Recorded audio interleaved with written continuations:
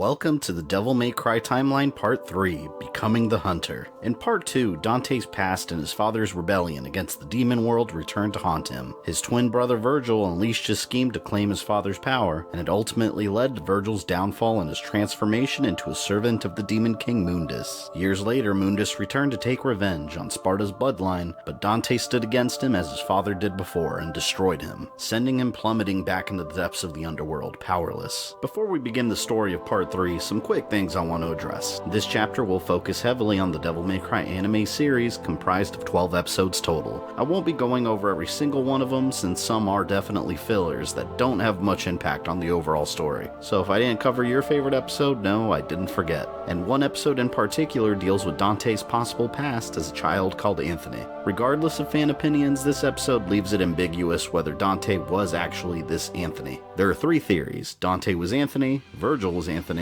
or Anthony was a totally unrelated character. Neither is the right answer, since each one has plot holes and none of them work quite perfectly within the overall lore. So this video will work under the assumption that the child called Anthony was Dante. If you'd like to debate which theory you like better, you're welcome to leave some comments in the video. With that out of the way, let's get started. After the events of Devil May Cry and the defeat of Mundus, Trish, the demon that he created to betray Dante, returned with him and became his partner. She carried the sword of Sparta that Dante had given her and the guns his father had used. Eventually, Trish decided that they would be more effective as a demon hunting force if they worked apart from each other, and they separated, but stayed in touch. With his past now behind him, Dante grew into a true demon hunter, a hunter that developed a deep love for strawberry sundaes, and a reputation that the underworld would come to fear.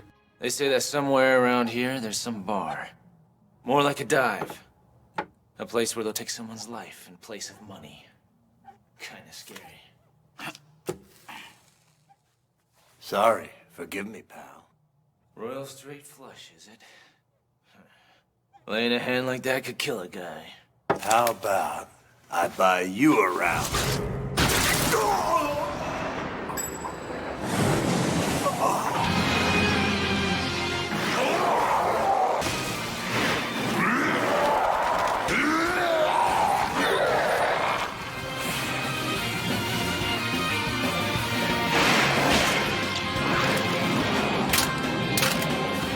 Not bad, Mr. Royal Flush.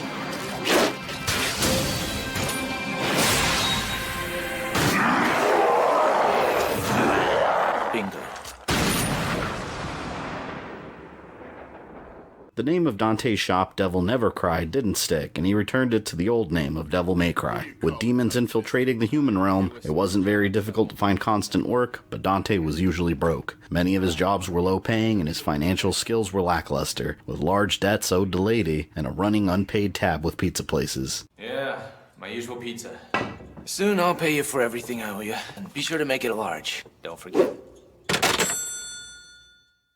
His agent and close friend Morrison was responsible for finding jobs for him. One day, Morrison brought a young girl called Patty Lowell to his shop, and the type of job that he dreaded. Dante heavily disliked jobs where children were involved, and Morrison told him he was responsible for protecting her. The head of a wealthy family, known as the Lowell family, passed away, and Patty was believed to be an illegitimate child of his. That also meant that his inheritance would pass on to her. It was a job Dante wasn't interested in, but Morrison knew him well, and was able to convince him otherwise.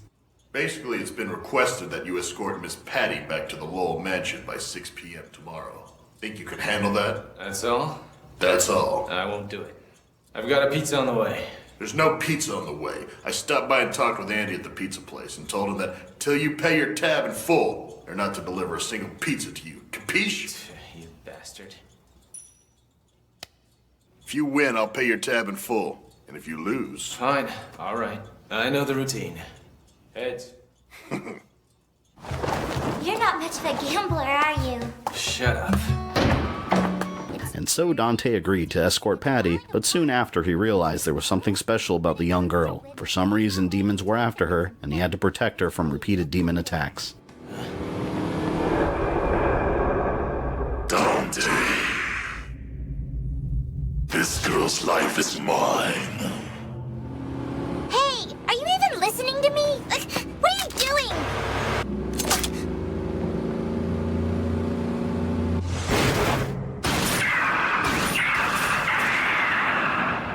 What's wrong with you? What was that all about? Don't you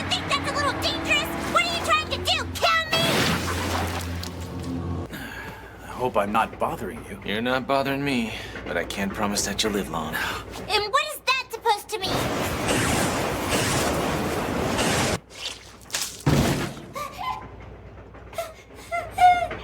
Good grief. That's why I told you.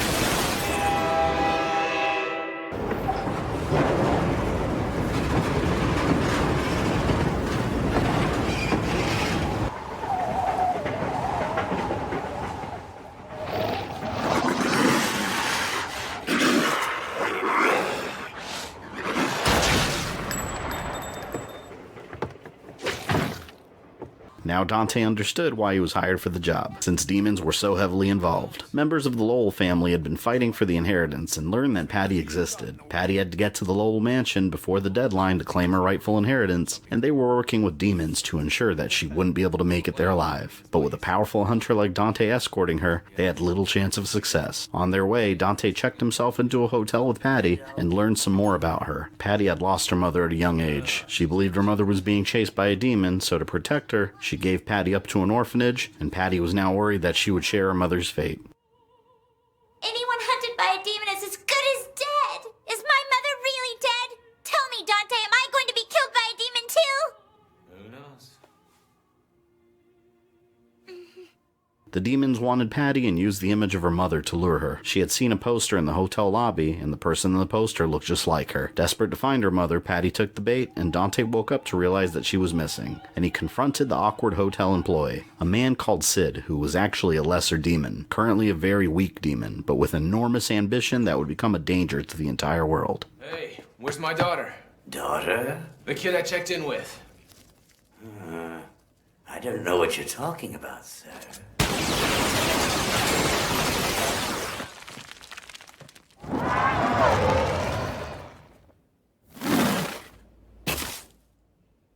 Bastard. What the hell are you? Speaking of hell, you should know I know all about you. Yeah? Then you know that thing won't be enough to kill me, don't you? So, where's Patty? Dante forced Sid to drive him to where Patty had been lured, and she was ecstatic that she had finally found her mother. But as soon as she embraced the demon, the creature revealed its true, horrifying form. Oh, Mommy! I wanted to see you so bad for so long! I'm sorry, Patty.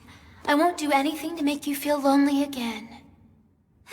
Oh, Mommy, you promise? Because you're about to die right now and your mom's gonna kill you!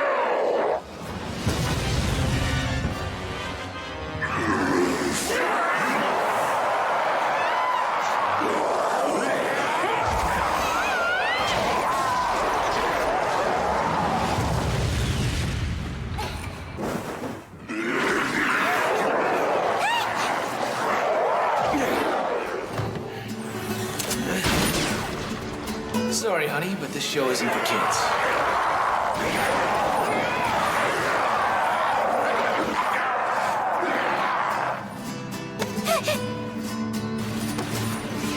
I'm so sorry, miss, but I'm afraid that it is now time for you to die, because I was promised I would be greatly rewarded by my masters if I killed you if the others failed to do so.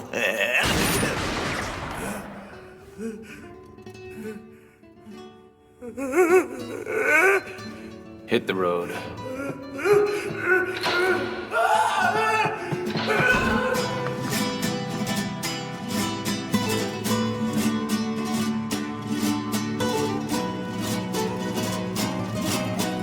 Dante annihilated the demonic threat, and the deadline for the inheritance was approaching, and the truth made its appearance. Patty was just an innocent bystander that was thrown into the crosshairs of the demons. The real Patty Lowell was a fully grown woman that found a young girl with the same name, and used her as bait. But the middle brother of the Lowell family, Bryan, was intent on making sure that Patty couldn't claim her inheritance, and revealed himself to be a demon in disguise.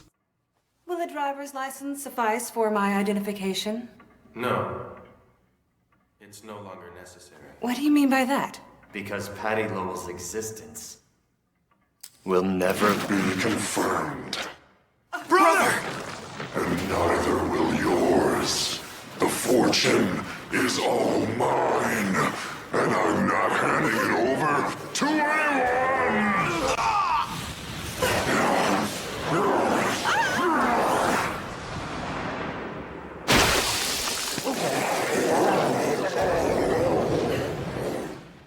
So, it was you who requested I serve as a bodyguard for Patty.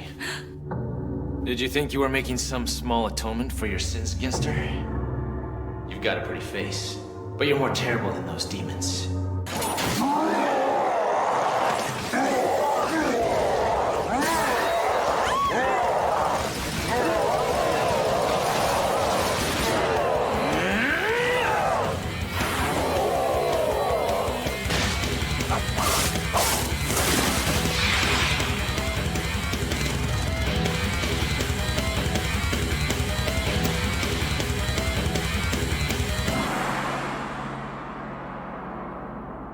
Demons may have been horrible creatures from the underworld, but that day Dante came face to face with the greed of humans. He was disgusted that the real Patty would put a child in danger for money, and to make up for it, the real Patty offered to raise her. But instead, the young Patty chose to return to stay with Dante and receive compensation for her emotional distress.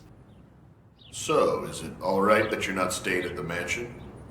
It's fine. I received compensation. Compensation? Yep, because I'm a little girl who's been scarred from being exposed to the ugly world of adults. And those clothes, are those the compensation? As well as the clothes and sweets for the kids at the orphanage. In all, 3 truckloads. That's great. Well done. Huh? I thought my strawberry sundae would be delivered here by the time I got out of the shower. That's strawberry sundae?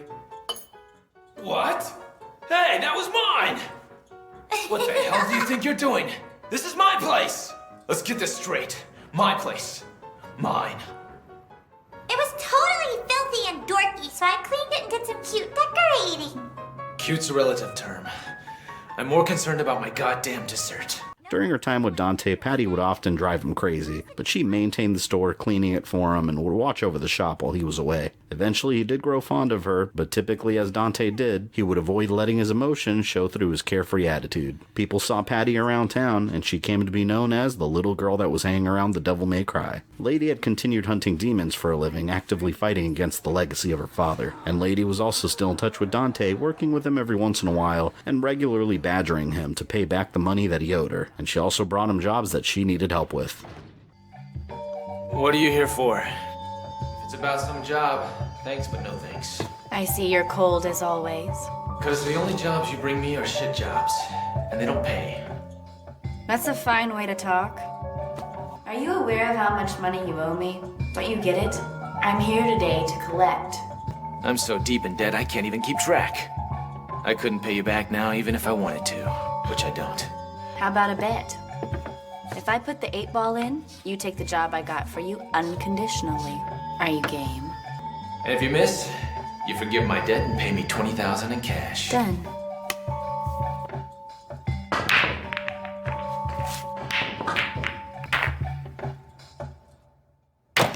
Shit. All right. Damn it. You should just be a hustler. You'd make more cash, don't you think? Lady took Dante to a local group of bikers to investigate one known as Red Eye, and Dante met a man named Vincent that wanted revenge for his brother's death. You want a race, bastard?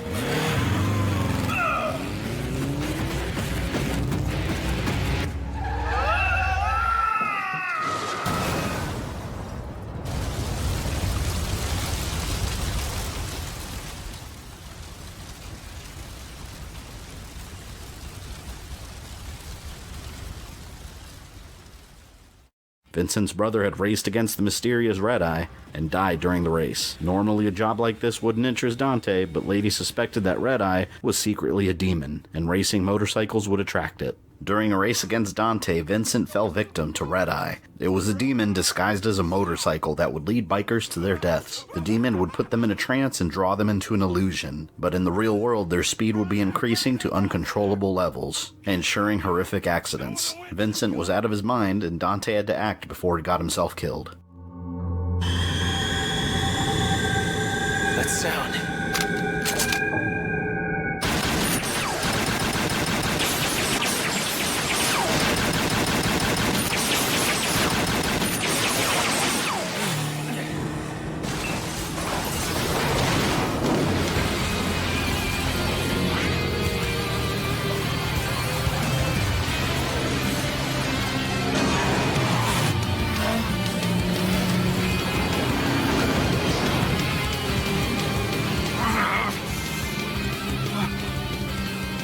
trying to do?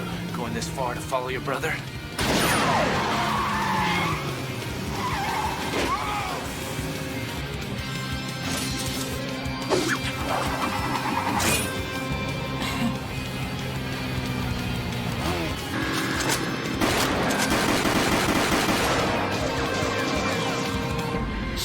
What the hell do you think you're doing? You called me because you knew you couldn't take this thing out. Not on your own, anyway. Well, if you already knew that, then what are you waiting for? Go get him!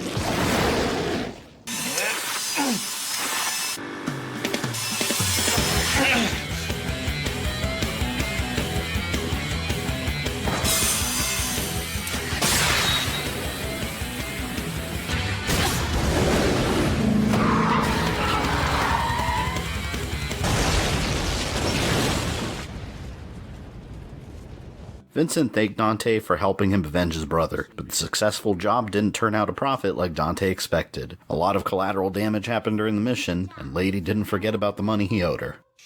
There we go. I was waiting to hear from you. Oh, about the money. What? You added it to my debt? Yeah, of course you and I got paid for taking care of old Red Eye, but there might have been a few other charges, like repairing that city bridge you tore up. What? Our pay? Well, naturally I'll just deduct it from what you owe me. What? Just a goddamn... Shit, that woman. You're the most unlucky guy I've ever met, you know that? Shut up. While on another mission, Lady crossed paths with a mysterious stranger, a demon she hadn't encountered before.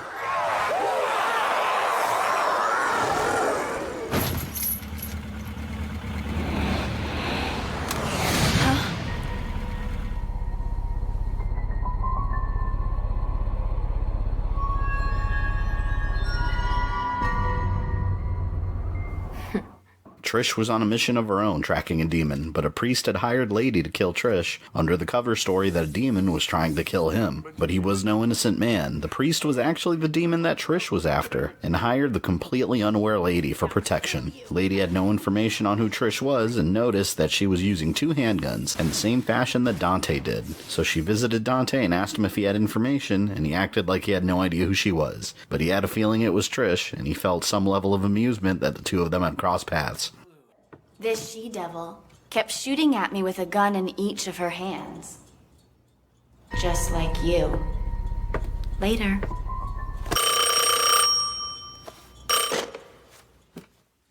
Devil may cry. So it was you. I knew it. Trish taunted Lady in an attempt to locate the demon she was looking for, and exactly as she had planned, Lady went to the church to see the priest. Trish followed her there, and the two came to blows as the priest watched with satisfaction.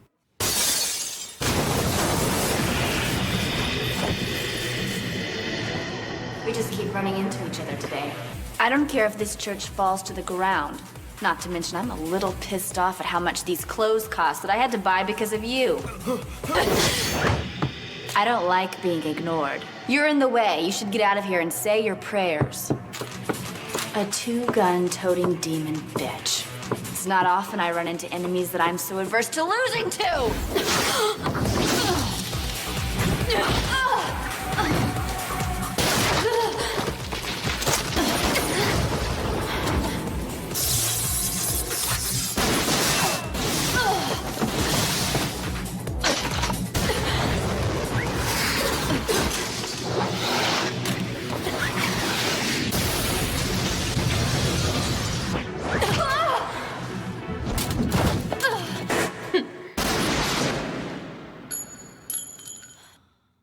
You bitch, you shot my hair!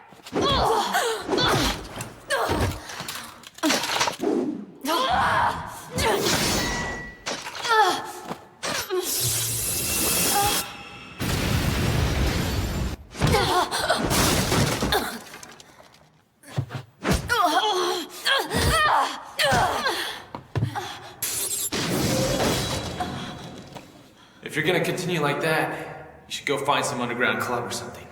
Your little show could probably bring in some money. Dante, that's the bitch that You're late. Am I? I mean, everything's fine since we're both okay. But what would you have done if one of us was killed? What about then? Relax. Neither of you seem like you're gonna go and die that easy. Hello? What is going on here? And who are you? You can speak, huh? Are you telling me you were playing mute? Seems that you're quite the actress. Don't just stand there. Say something, will ya? Hey, don't look at me. You're the one who opened your big mouth. You can call me Trish, and I'm Dante's partner. Ex-partner. That's not a very nice way to put it. It was your idea, wasn't it? That we'd probably work more efficiently apart? Are you pouting?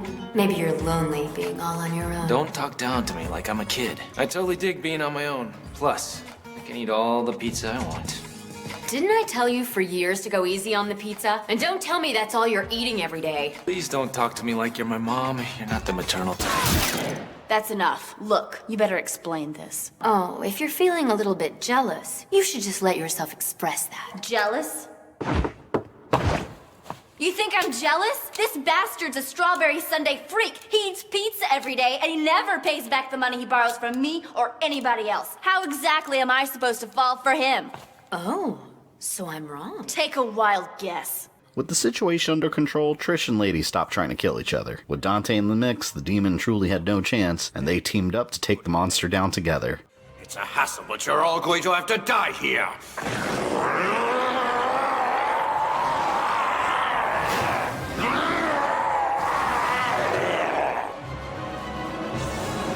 Since this horny little devil is new to town, he probably doesn't know what we do for a living. I could almost cry knowing this dork had me fooled. Boo-hoo, boo-hoo. Enough with your jokes! Joke's on you, pal!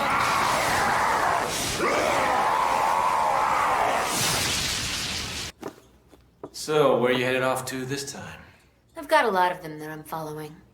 I guess it depends on them. If you get sick of it, you can always come back here. Why? That's uncharacteristically kind of you. But for the time being, I think I want to travel around a bit. Take care of yourself, all right? You too, baby. Trish decided to leave and travel around a bit and found Lady waiting outside for her, and Dante, as usual, was left with a bill that he couldn't afford. Nice suit. Looks good on you. Don't suppose you did a little shopping recently? Of course I did. And I sent him the bill. You did? What a coincidence. What do you mean by that? I got a dress. Good for you. Are you Dante? I was told to bring you this bill. We take cash, check, or charge, sir. No, you got the wrong guy. No. I'm sure this is the place. 2 separate women gave me the address. 2 women? What? They what? Would you please pay this? Just a damn minute. I don't have any money now. Well, I need to be paid. I can't give you any money if I don't have it. What do you want me to do? I can't just let you off with that. What is this for in the first place? What did they buy? Clothes. Clothes? Why the hell would clothes cost this much? I hope Dante won't be mad that I bought some clothes. During another one of Dante's missions, he discovered that demons had even infiltrated some government institutions in human society. A woman came in one day begging for help. Her brother Gary was charged with murder for killing his best friend after an argument, but she was adamant that her brother would have never done such a thing. She had no money, but offered to pay Dante with a ring. Dante requested cash instead, but the woman had disappeared. He began his search for answers and talked to a cook that was present when the murder happened. Gary was playing darts with his friend, and then the cook heard a scream, and he discovered his body melted. Gary repeatedly said it was his fault. The police took that as a confession and took him into custody to a prison called Devil's Prison. So Dante planned to get himself into the prison and solve this mystery. But Morrison thought it was a bad idea. He had heard rumors that nobody ever came out alive from Devil's Prison. But after leaving, Dante got himself in a fight purposely to make sure he was taken there. You son of a bitch! What do you think you're doing, asshole? Just taking out the trash. Don't you dare mess with us!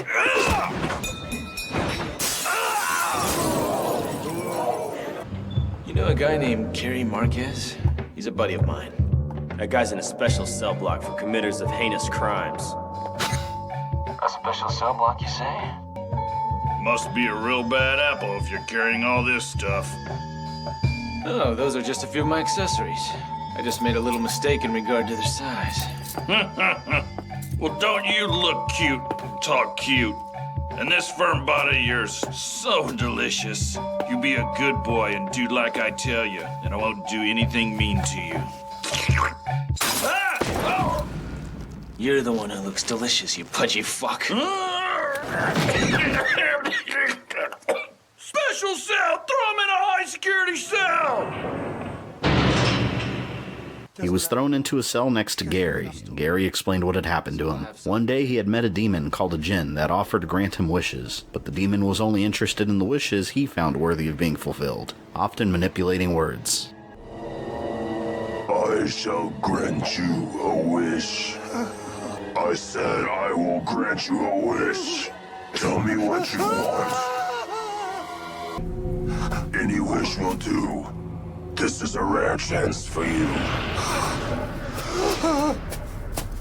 Do you mean what you're telling me? You'll grant me anything that I want? Yes, tell me now. Okay, then give me money, lots. I want to be the richest man in the world. No way. Okay, then give me unlimited power. I want to be the most powerful man in the world. No, it wouldn't benefit you. Okay, I want beautiful women. I want all the women in the world to be mine. No, I'm not interested. Sorry, looks like I win again there, Carrie. Oh, come on, man. Let's play one more game. Hey, give it a rest there, will you? I gotta be getting to work soon. Catch you next time. Sure, just up and Later. run after you win. Drop dead, you bastard. I shall grant you a wish.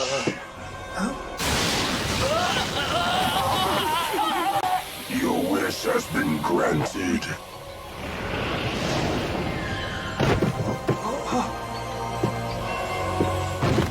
Oh my God. What the hell have I done? What's going on? Huh? What happened to him? It's my fault. I killed him. During the conversation, the guards let all the prisoners loose and sent them running for their survival. All of the guards, including the warden, were all demons and hunted the prisoners for sport. But they didn't count on the son of Sparta being locked in the prison with them, and Dante turned the tables. Listen up. You guys are criminals. Tag? You gotta be kidding me. I just reported this to the police headquarters. What? This time judgment will be passed on you. And don't any of you lowlifes even think about trying to run away. This place isn't an escapable hell, right? We run this place. We know how to get out. All right, open the gate. Open it, I said.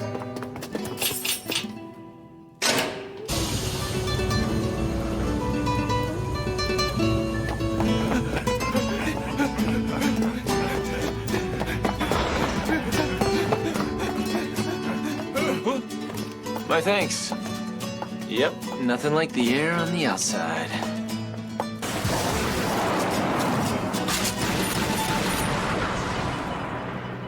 Lady also had an encounter with the djinn, but she knew Demon kind well and drove it away, until she encountered it later with Dante. Aren't you holding one too many cards there, cowboy? Yeah, I threw in an extra as a bonus. Knock it off, you fucking cheater. You know you just got busted.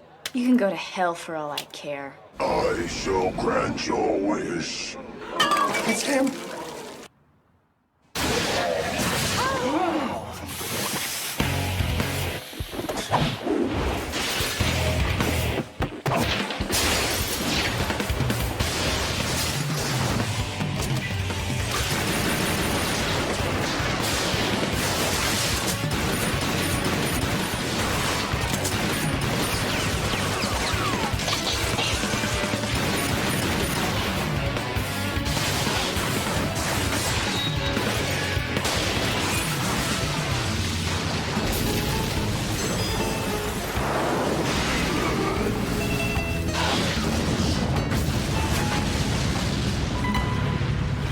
I'm begging you, spare me. Sorry about that. Not my style.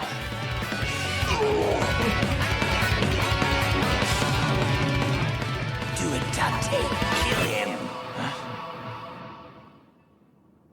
The next line is, it wouldn't benefit you. You know that.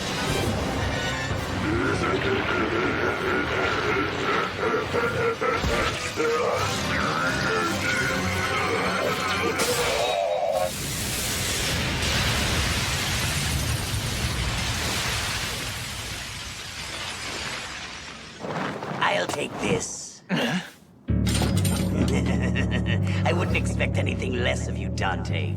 You really are strong. I can't help but respect you. You? What kind of scheme are you cooking up? Well, you'll find out sometime. One should always save the fun part for last. Don't you worry about it, Dante. All things come to those who wait.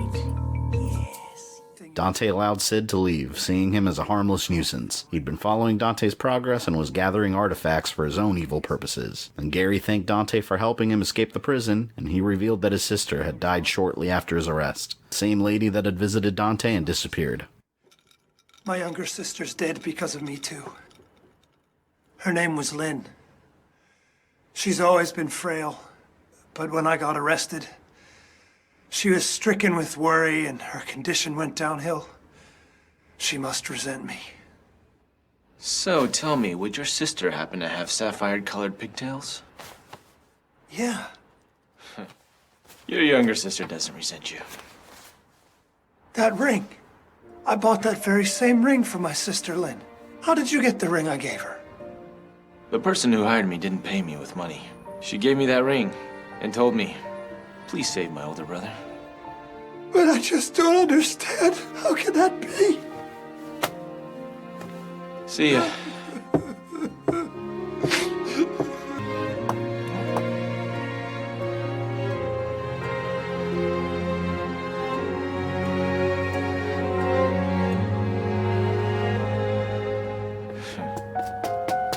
I got you! Today I want my 10 ice cream cones! Just one. No way!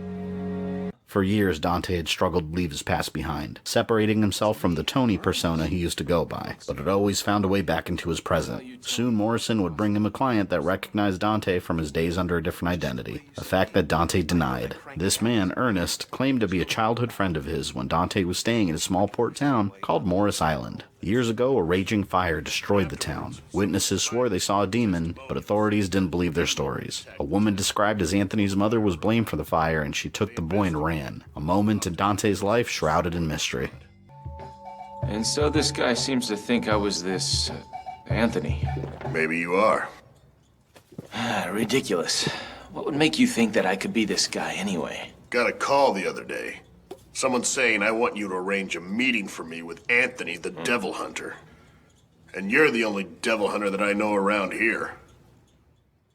Dante, you sure the name Anthony doesn't ring any bells for you?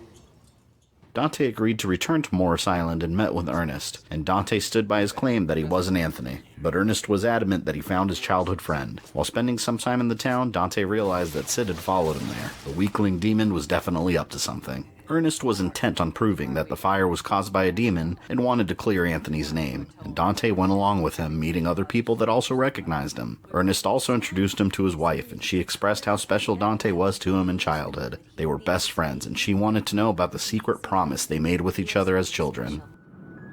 He was always saying Tony is the most wonderful guy. Once he gets to talking about you, he could go on all night long and still have more to tell. I know everything there is to know about you. Oh, wait. There is one thing I don't know about you. But if you could just tell me about the promise you two made? The promise? Yes. He says there's no way I can break a promise with Anthony. So the only thing he won't tell me even now is the location of that treasure box you two buried together. It's probably hidden somewhere right in front of your eyes. You know how kids think.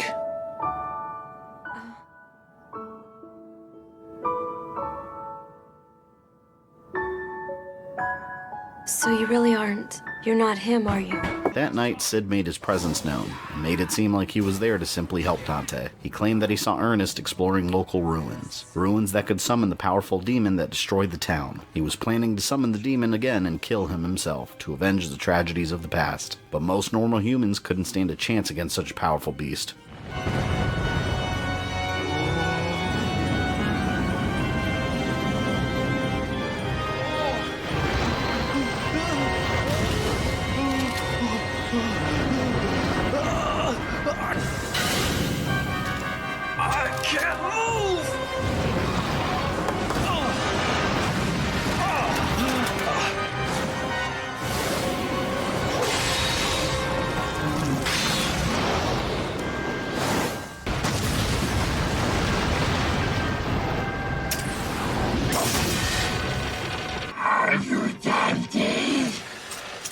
if I am. Anthony? As you're the son of Sparta, I was wondering what you'd look like. You're just a kid.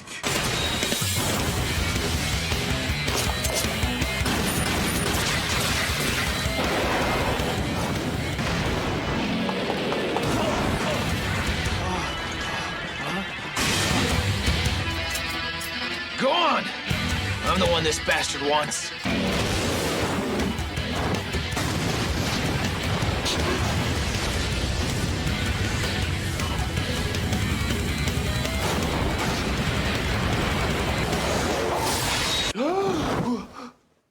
During the battle, the demon recognized Dante as the son of Sparta, and Ernest came to the realization that it had originally come to the town looking for him. And Ernest came to the realization that the monster had originally come to town looking for Dante. Ernest was trying to prove that the tragedy wasn't Dante's fault, but now he knew the truth and could never forgive him.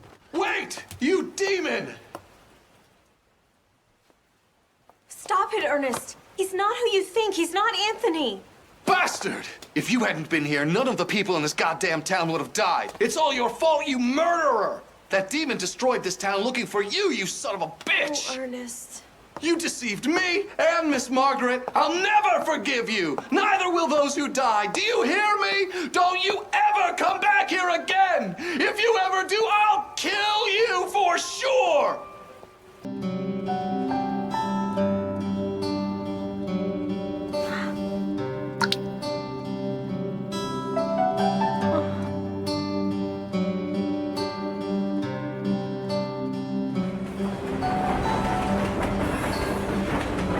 This situation was exactly what Dante was trying to avoid, but the past was the past and the demon was no longer a threat to the town. And the treasure box from Dante and Ernest's childhood was exactly where Dante had hinted it would be. It seemed that Dante was indeed Anthony, but it was important that his past be kept separate from his present. Dante's life was too dangerous and there was no room for people that could be placed in danger unintentionally by him. In his mind, Tony Redgrave had died years ago, and only Dante the Hunter was left, son of Sparta. What are you trying to do? Something that'll be of use to you, Dante.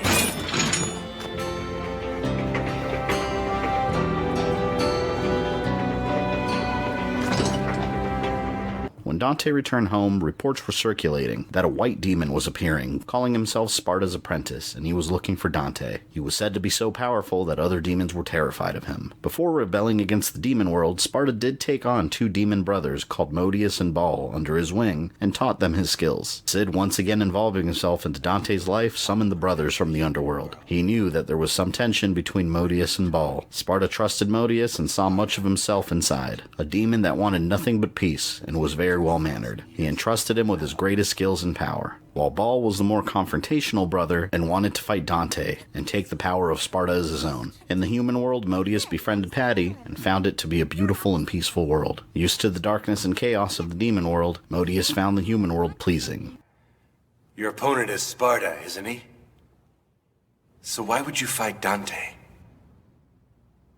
Sparta's dead. He's alive. So did you find it or not? Proof that he is still alive. I waited 2,000 years, but Sparta did not appear. And so you're going after Sparta's son, Dante? That's right. If I get his soul, I'll also get the Dark Knight Sparta's power. Then there's no help for it. In that case. If you insist on this, then please do it after you've defeated me.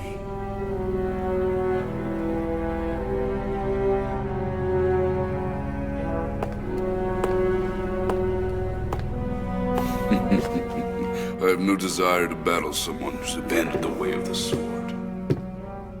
When he gets back, tell him to come to me.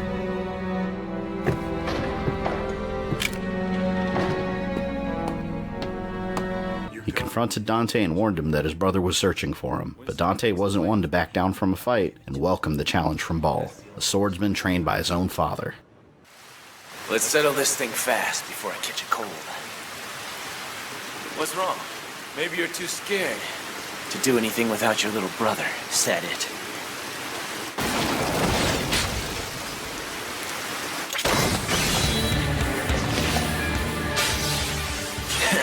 Well, this makes me happy. I've always wanted to know what a swordsman trained by my father would be like, and now I got the chance.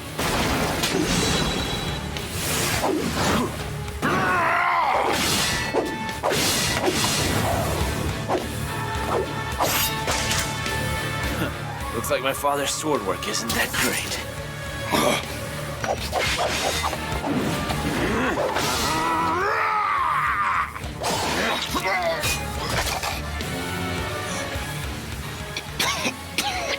I must not be defeated yet! I will suppress the Dark Knight Sparta!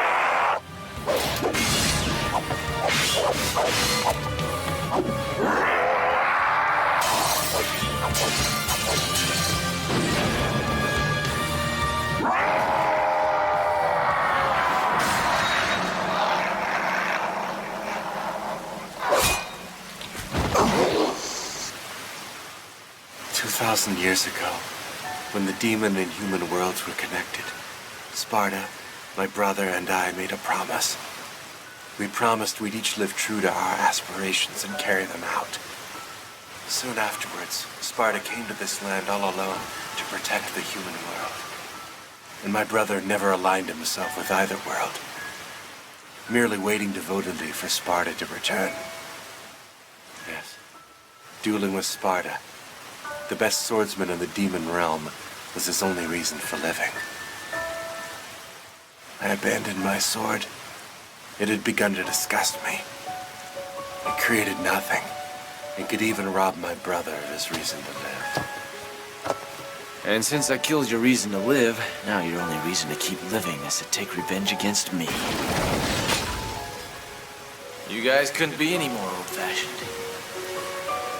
Kind of pathetic, if you ask me.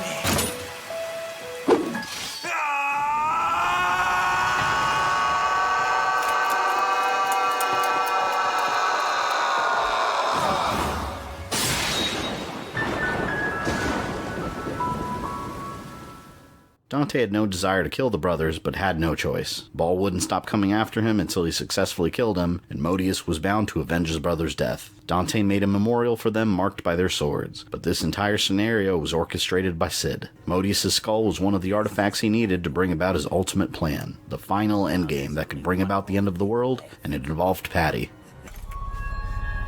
I'd like to hire you to watch over this for a while. Hey, Morrison, isn't this more of a job for the coin lockers at the train station downtown? Come on, don't be so hasty. See, this is a historic heirloom that's been passed down in Miss Nina's family for generations. This pendant is priceless. She says that she inherited it when her old man died. And then in the 10 years since, those who want it are out for her blood whenever they smell a chance. 10 years. Why do you suddenly want to give it to someone after that long? Well, the attacks weren't so frequent up until now, but lately she's targeted all the time, and she's frequently been a danger. So it's time for you to step in. Dante agreed to the job, but he knew that there was something unusual about the pendant Nina had given him. It was obvious she was hiding secrets, and Dante pondered what they could be. What's this? A pendant. I can see that, you big dumbass. I'm asking you, what's with this pendant? I'm its bodyguard. No, necklace guard, I guess.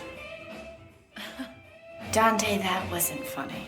Nina had been protecting the pendant that actually contained a magic stone that can help open a portal to the underworld. She was suffering constant demon attacks for having it, and those demons were now attacking Dante, completely surprised to find him instead of Nina. Patty had seen Nina earlier and immediately recognized her as her mother, and this time it was no demonic trick. Nina was the descendant of an alchemist and sorcerer named Alan Lowell. Alan used to summon various demons and found that he had the power to control them, but he was playing with forces beyond most human understanding. One demon he summoned became uncontrollable and his power was too great. A demon called Abigail that can rival a demon king and destroy the human world. Alan knew he couldn't control Abigail's power and sealed him away. The pendant was essentially the key needed to unlock Abigail's Abigail's prison, and Nina was its current protector. When Patty was born, Nina feared for her daughter's life since she lived in constant danger, and made the difficult decision to give her up for adoption. Patty stole the pendant and ran to find her mother, but her mother was already in danger. Her associate Simon was actually Sid in disguise, and he'd been following Dante's missions to collect the demonic artifacts that could summon Abigail and give him the power to become a demon king. My powers are extremely weak. I'm a demon with no power. As you can see, to take human form, I have to actually wear human skin. And Simon is... I'm so sorry, but I threw away all the insides. That's how it is, Nina Lowell. Now, if I get the final part, your necklace, I'll have everything I need.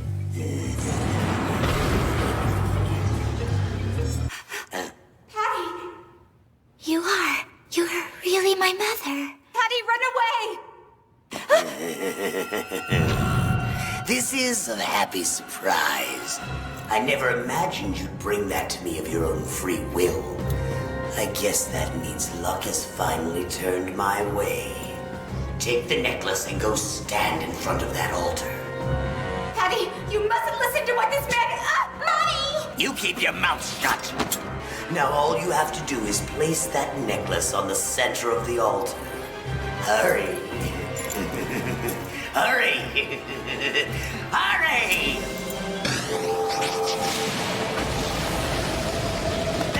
It's here! It's here! It's here! Now I can become a king of the demon world that surpasses even the 4 great demons!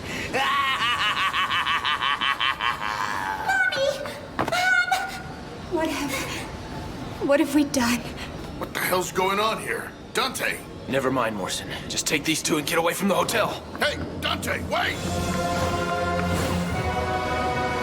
While you're at it, do me one more little favor and get everybody else out of the hotel, too! As if I can get that many out at once.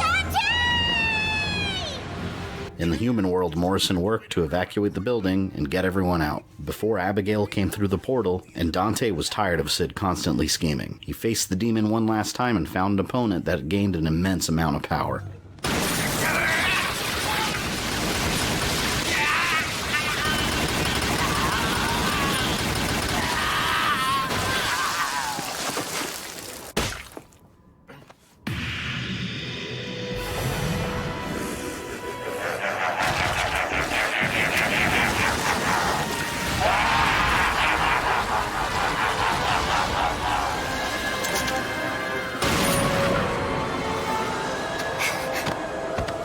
It's over.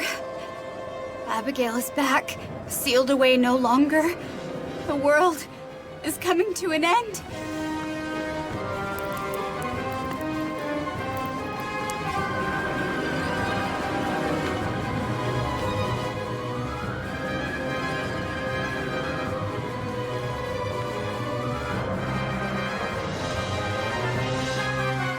Sid left Dante crucified in the demon world and gave himself to Abigail. The demon would take over Sid's body and use it to break through the portal and make his ultimate entrance. Chaos began consuming the city as demons poured through, and they threatened to consume the entire world. Patty and her mother rushed inside to find Dante, while Lady and Trish struggled to fight against the demons outside.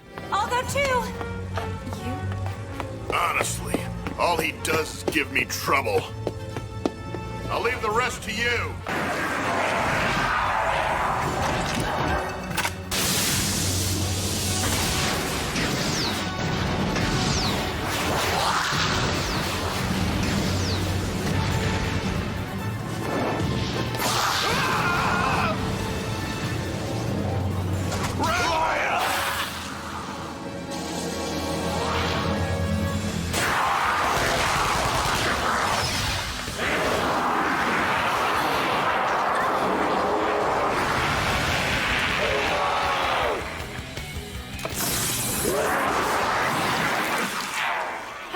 These small fries do we have to fight? None. Are you tired already? Oh, yeah, right.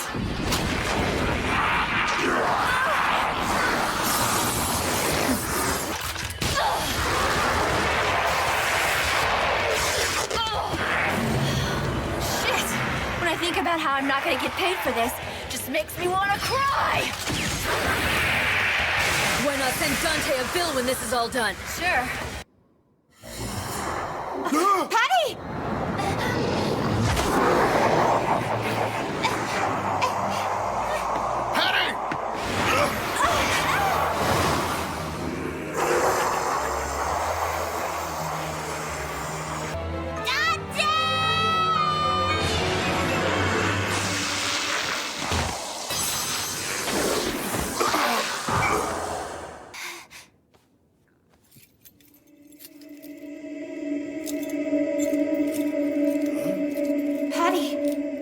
That pendant you have.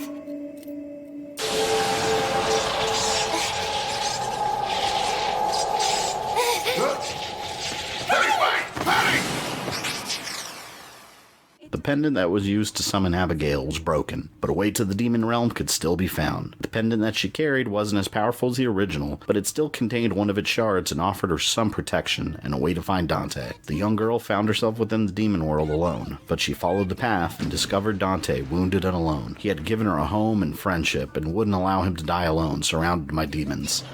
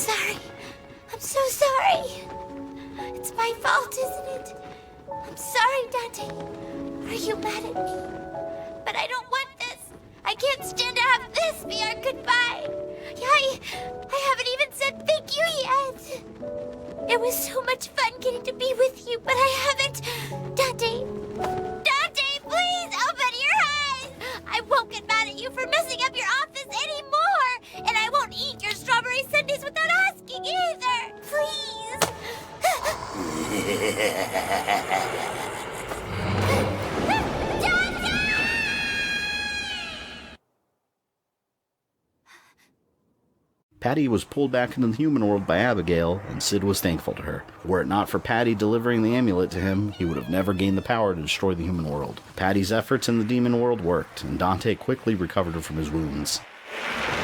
What?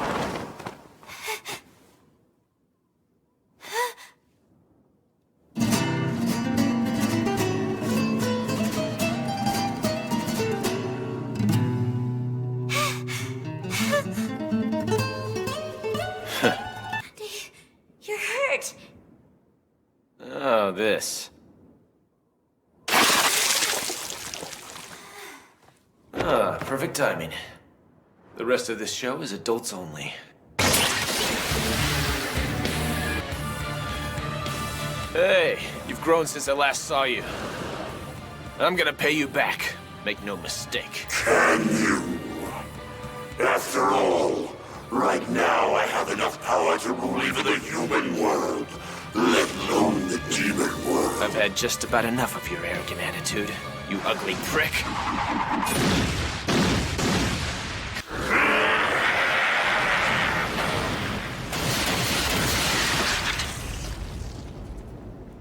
Child's play like this is all you got? You continually disappoint me, Sid.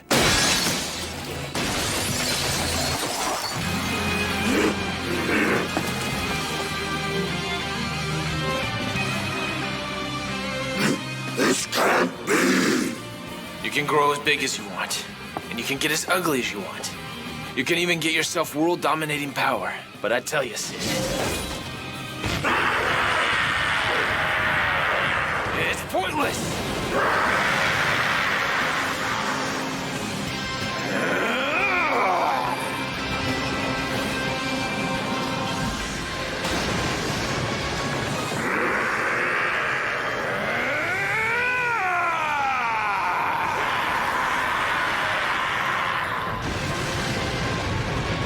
What now?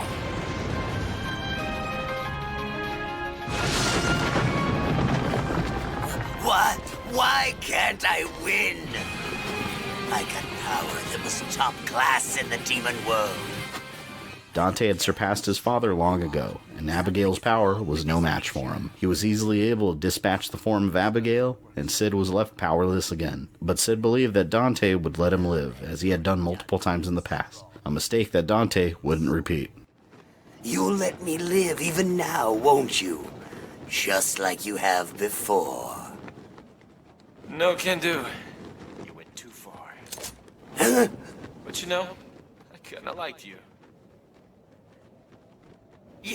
You bastard! And jackpot. Sid was dead, and thus the threat to the human world was over, but more demons would surely come in the future. For now, there was a slight moment of peace, and Patty had a mother once again. Dante was alone again, and he did miss having Patty around, but over time she would still come to visit him and clean the store, and Dante continued working with Trish and Lady to take down demon threats. They were a huge help keeping the destruction from spreading during Abigail's rampage, and fighting together was an asset.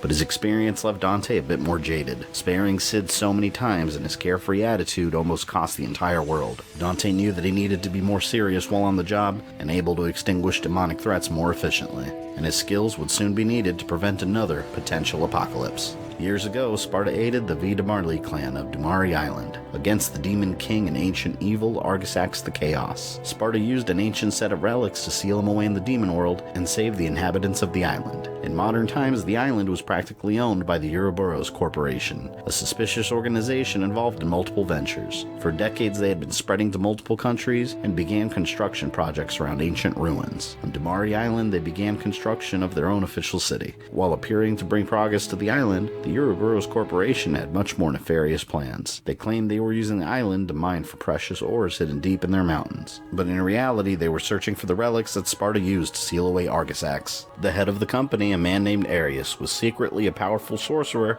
and wanted to collect mystical artifacts to release Argisax and become an all-powerful immortal. After he came to the island, he turned it into a paradise for demons, and many of the inhabitants were driven away. An old lady lived on the island called Matier that fought alongside Sparta against Argisax long ago. She was a member of the Villarreal clan and swore to protect the island from demonic threats, but she was now a frail old woman. Sometime before the events of Devil May Cry 2, she came across an artificial demon called Lucia. Arius had been producing demons of his own to serve him, and Lucia had an unknown defect, so he disposed of her. The old lady took her in and gave her a home, raised her in the ways of her clan, and claimed her as her adopted daughter. But Lucia wasn't aware of her actual origins. When they learned of Arius' plan to resurrect Argisax, she sent Lucia to find the son of Sparta and help him retrieve the 4 sacred relics before Arius could find them. Lucia tracked down one of them, a coin in a museum, and was attacked by demons following her.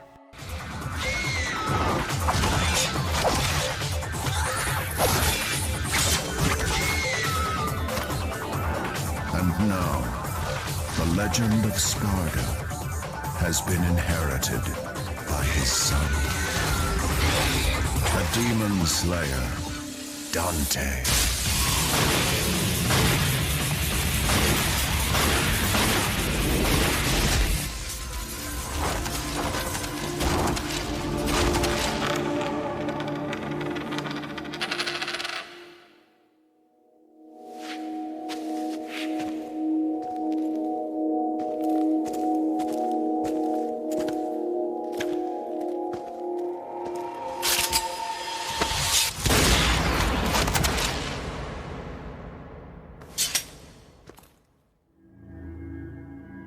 You called?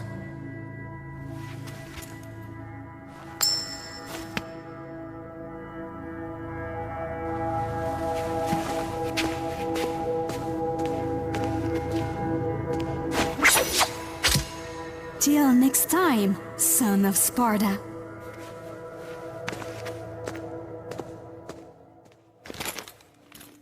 Dante agreed to take on the job and traveled into the ruins of the island where demon activity was heavy, and Lucia took a different path on her search for the relics. Together, they fought through the demon hordes and looked for Lucia's mother, but Arius had already sent demons to destroy their home.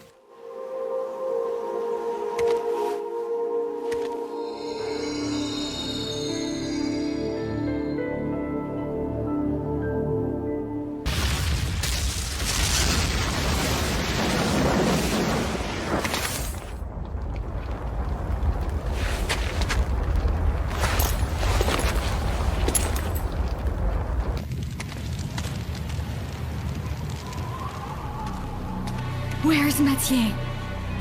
Mathieu? Mathieu? Good grief. They really made a big mess, didn't they?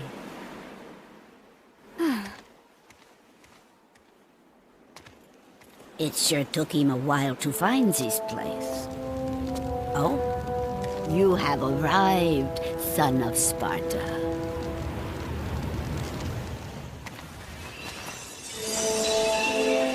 You knew him? Oh, yes. We are the guardians of this land, Vidumali.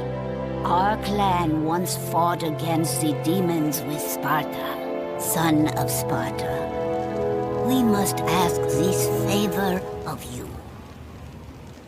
You see, there's a man who's transformed our land into a demon's paradise. His name is Arius. And although he is the president of an international public corporation, he uses the demon power. Please, deal with Arius and his master for us.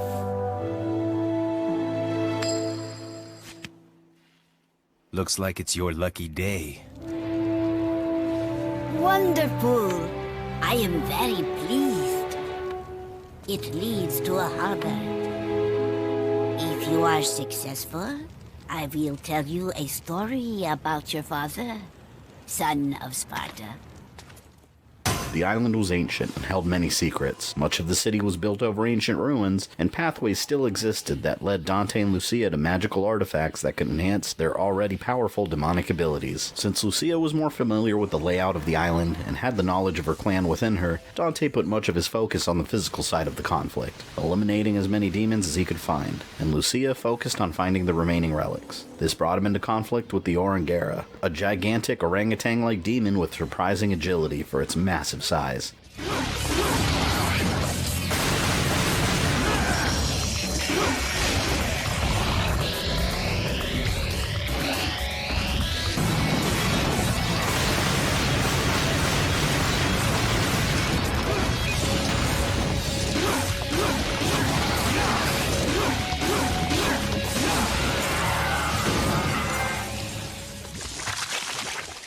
He also battled against another enormous blue demon that was a combination of multiple creatures armed with regenerating tentacles and poisonous attacks.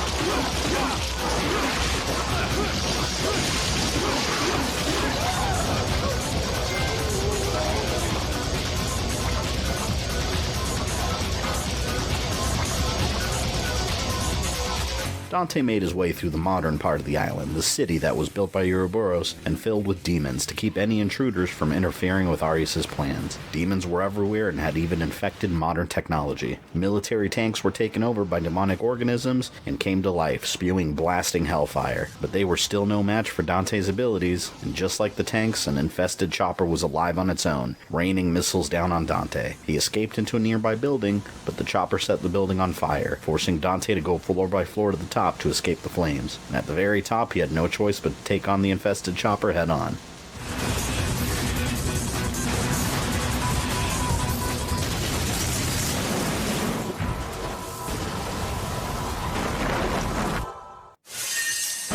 Dante had seen plenty of destruction from demon attacks in his time, but he'd never seen this level of infestation. An enormous demon had even manifested itself as part of a skyscraper. Lucia's quest wasn't any easier than Dante's. Her main focus might have been retrieving the relics, but she was still forced to fight powerful demons trying to keep her from retrieving them. She fought a two-headed demon called the Tartarusian that disregarded the laws of the demon world. As punishment, it was sent to guard one of the relics in the human world.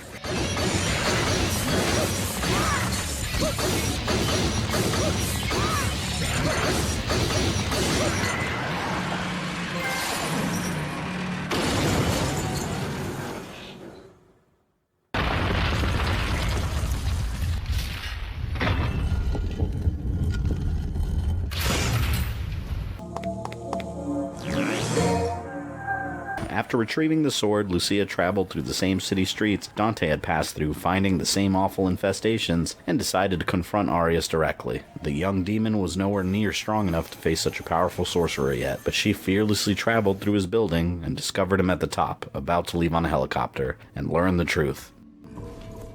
Well, it appears that the defect is back. Defect? You are my creation. Liar! Mathieu is my mother. She merely found you when you were about to be disposed of, and then raised you as a soldier. Is that what you consider to be a mother? No! I don't believe you. Look. You have the mark on your shoulder. Proof that you're a mannequin. Kai. That is your real name. Now, give me the Arcanas. With them, my power will be complete, and I will become like the immortal Argosax. I will achieve absolute wisdom and transcend all. The world is already warped. Everything that belongs to the devils will eventually revert to its original form. Even you will betray your upbringing and turn on the humans. Accept it.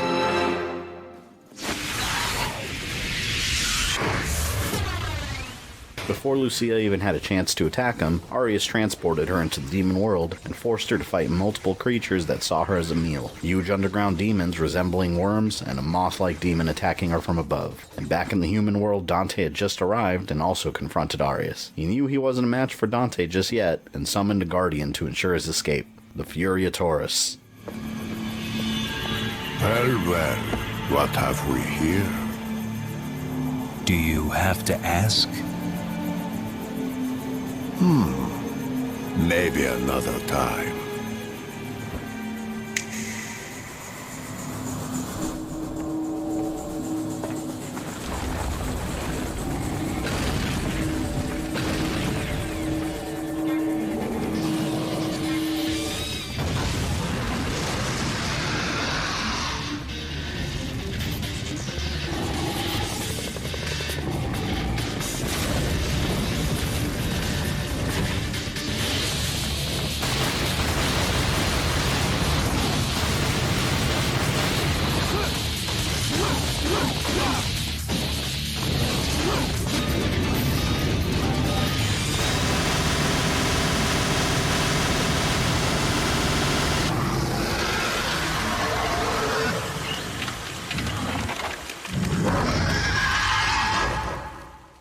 After defeating the monsters, a self-destruct sequence was initiated. Arius had set a trap, and the entire building would explode. Dante had to escape before the entire thing came crashing down. He barely escaped, and with the debris behind him, he began looking for Lucia to check on her progress. She had made it out of the demon world battle she was thrust into, and found herself in nearby ruins, still reeling from the revelation that she was a demon created by the man that she was trying to stop. But she could also feel that there was another relic here, and encountered an enormous underwater fish-like demon that could render itself invisible. But the guardian of the relic was another two-headed guardian called Plutonian that was punished and sent to the human world to protect it. Dante was in the same ruins and faced an enemy from his father's past, Bulwark, a demon warrior loyal to Argosax and his most powerful soldier in the underworld. When Sparta was recruited by the Vita Marli clan to face Argosax, fought a difficult battle against Bulwark and defeated him. Now the demon protected this temple dedicated to its master. As that battle ended, Lucia finished her struggle against Plutonian, and she found the relic she was looking for, a chalice. Did you find what you were looking for? Yes. Now we can stop Arius's ambition. Whatever. But actually, I do not deserve this power.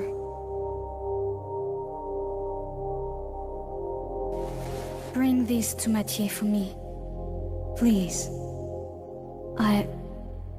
I've got something that I need to take care of.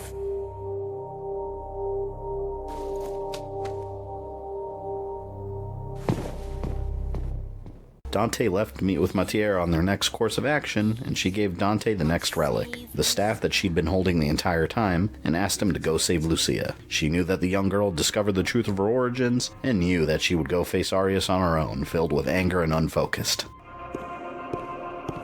For a defect, you show promise. But did you really think you could deceive me? Have you come back to me, Kai? I'm Lucia. Don't call me Kai.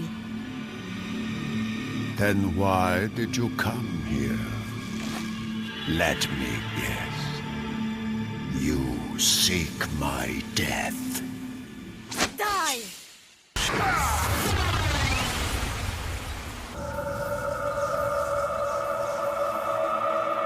Kill me! That man is going to bring me the Arcana shortly. You will live to see that.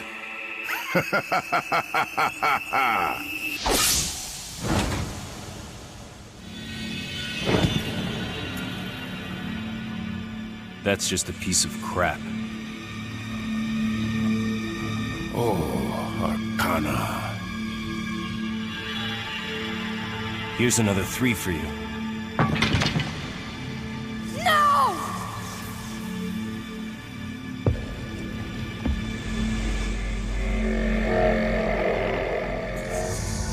Crap like that doesn't interest me. But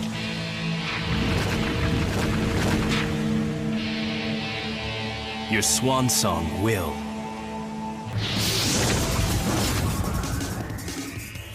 You cannot win.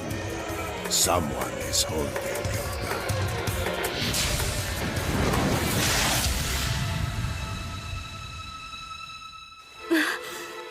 Forget about me. Kill Arius. Don't worry. I've got you.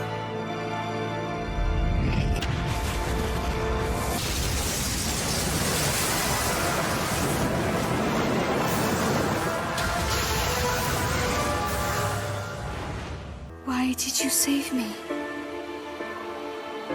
I was created by him. Every hero has a weakness. But the ritual was activated because of me. There's still time.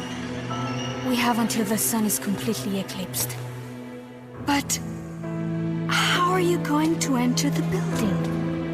The entrance is... Where there's a will, right?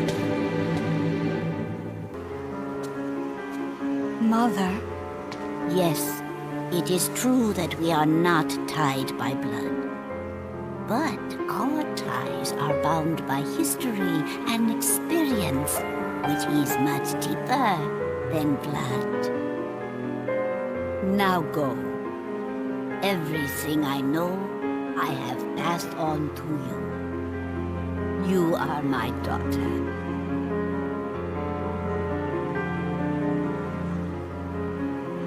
Thank you, Mother.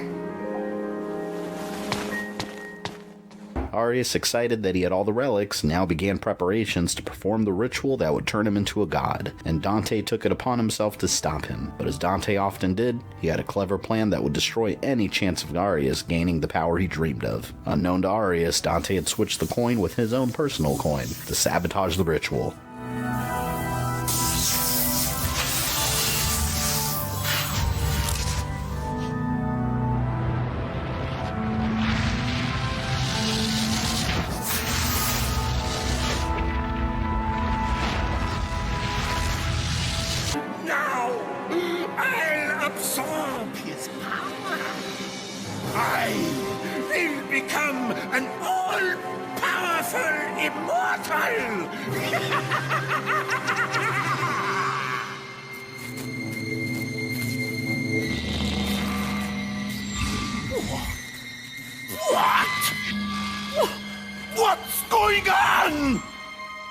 Is there a problem?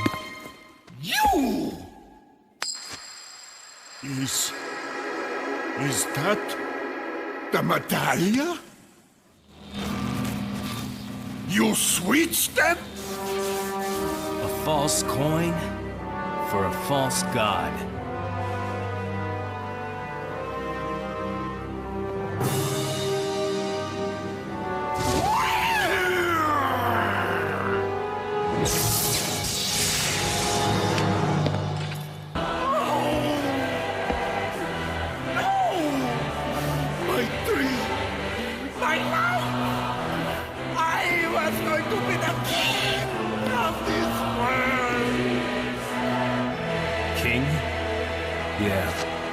Here's your crown.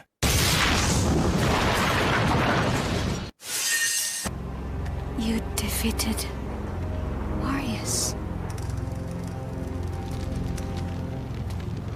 There's just one thing left.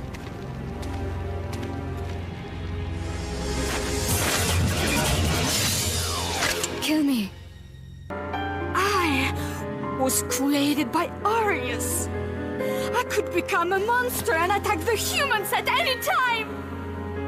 Now, kill me. It's your job to hunt devils.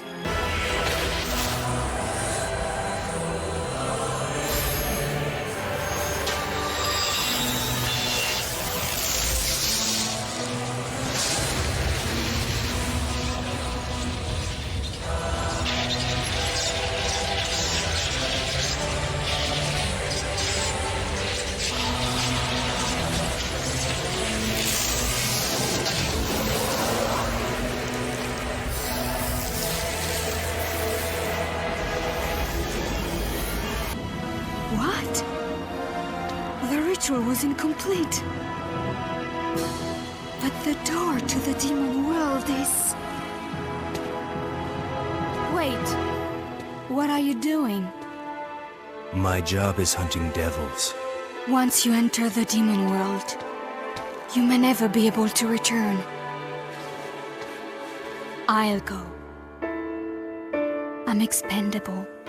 No. Devils never cry.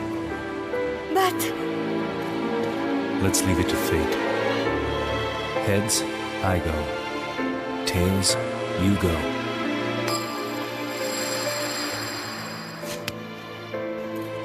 See you around. Don't you want to hear the story about Sparta from Mathieu? I know. He did the same thing. Hold on to my coin, Lucia.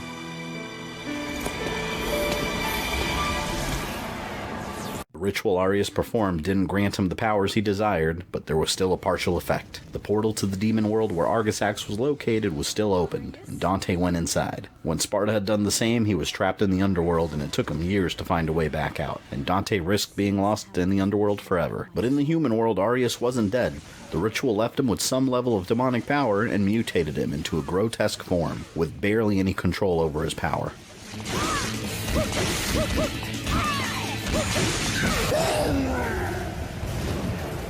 You are not human. You are just a monster. A monster that I created.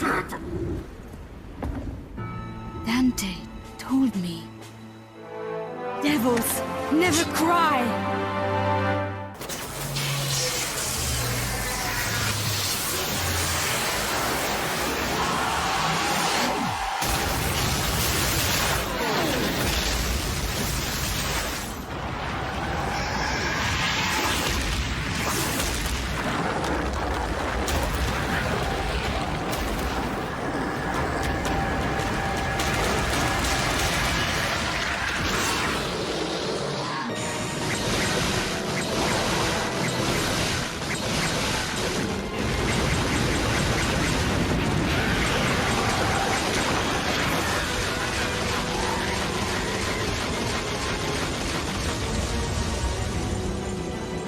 You must not worry, my dear. I am sure that he will return.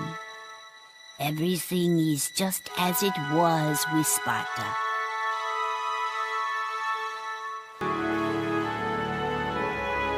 Oh my. What is it, my dear?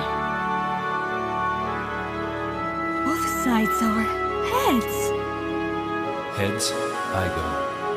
Tails, you go. It tricked me. That macho.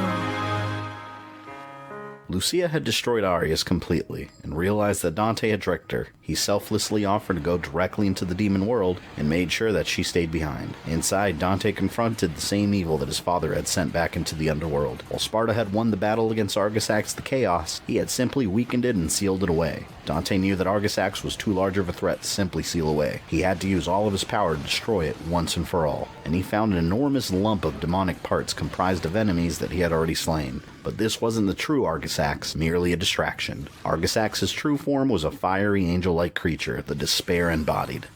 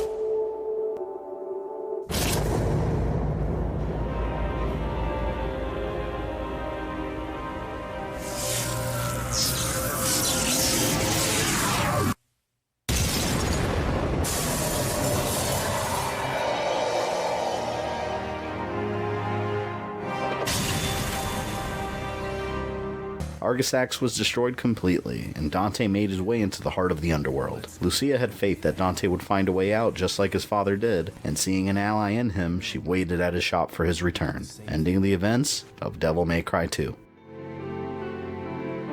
But Sparta did come back.